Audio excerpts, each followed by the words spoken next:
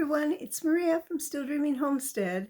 Glad you're with me. So yesterday I had problems with how long the camera would let me record, so I did not get finished with the last chapter, which was, I was working on chapter 10, Danger Deep in the Mine. Now, DJ has been shot at, and he's managed to get down the ravine. And let's see what happens then. After again hiding in the shelter of the sugar pine's trunk and listening several moments, DJ headed purposely towards Black Hole Mine.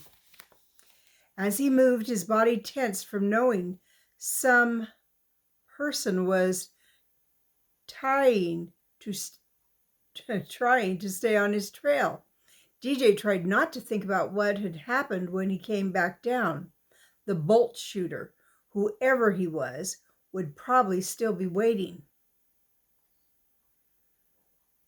But this time DJ would circle even farther away from the area, especially if he was loaded with the gold he hoped to find. Finally, after zigzagging and circling back on his own trail, the boy was satisfied that he'd lost the man who'd been on his trail. When he was within a quarter-mile of the hidden mine entrance, DJ climbed into a small black oak and stood on the first limb.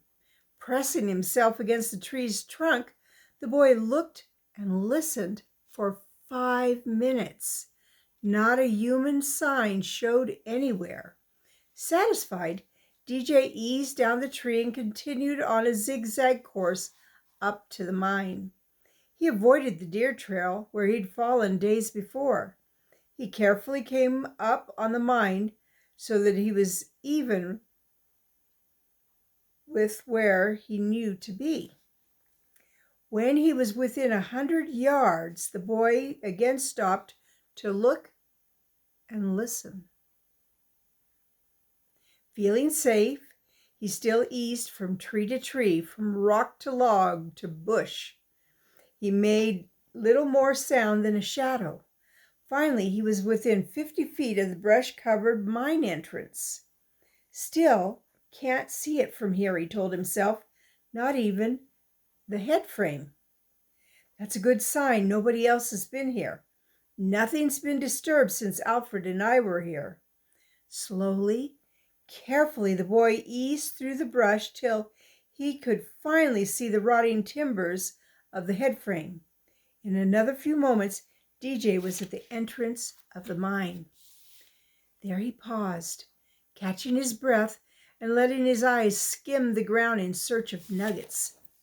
There were none. After a final look backward and all around, DJ shoved aside the brush that hid the mine's entrance. The boy dropped his backpack.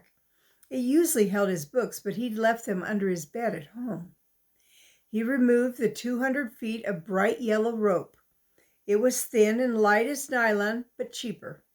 The hardware store man had assured DJ the rope had a breaking strength of half a ton, be 1,000 pounds. It could easily support his weight if he had to lower himself inside the mine. For now, the rope would provide a way out of the mine so he wouldn't get lost. The idea that gold was so close made DJ forget the danger from his unknown stalker. The boy securely tied one end of the rope to the stout, exposed tree root by the mine's opening. Then he reached into his pack and removed his orange-colored hard hat with the attached carbine lamp. He ignited the wick in the polished reflector. When the blue flames hissed steadily, DJ put on his hat. The light made weird black shadows flee from the mine's openings. For a moment, the boy hesitated, looking into the threatening black entrance. DJ's heart thumped so loudly he could hear it. The opening seemed to wait in this silent threat. Or maybe it was the thought of all he'd read about the spooky mine that made DJ swallow hard. and try to slow his breathing. His light showed the passageway went straight back into the mountain. In mining, the shafts were either vertical or inclined, either going straight down or at an angle. DJ played out the rope and eased forward into the mine. His hissing carbine lamp touched ancient support timbers that seemed to come alive. The beams' shadows moved silently aside as the light passed. Some bats on the low ceiling squeaked in protest as the light disturbed their darkness. That's good, the boy told himself. Nobody's bothered them. And from the droppings, I'd say they've been roosting here for years and years. DJ felt confident as the beam flipped about the dark hole. Twin narrow gauge rails, very rusty, showed that at one time small hand-pushed ore cars called skips had moved in and out of the black depths. That's where gold is, DJ told himself, feeling his breath coming faster. Crazy Calhoun wouldn't have needed the rails and the cars if he wasn't bringing out rich ore with gold in it. Sure hope he didn't find it all. A flush of excitement swept over the boy. He played out the thin rope as he moved deeper into the mine. As long as he held to that yellow rope, he could find his way out of the maze of passageways and drifts that surely lay ahead. Each step took the boy farther from the comforting light of the mine's opening. Daylight faded and vanished completely as DJ cautiously rounded a curve in the passageway or drift about 50 feet in. There was a total eerie silence except for the faint sound of water dripping somewhere ahead. The boy remembered that hard rock miners had to use pumps to keep the rainwater seepage under control. With rainfall up to 80 inches a year, plus annual spring snowmelt and runoff, the amount of seepage was tremendous. When abandoned, the known mines had filled with water. DJ glanced nervously at what he recognized as what the miners call square sets as he passed. If they gave way, the whole mountain could fall in on him.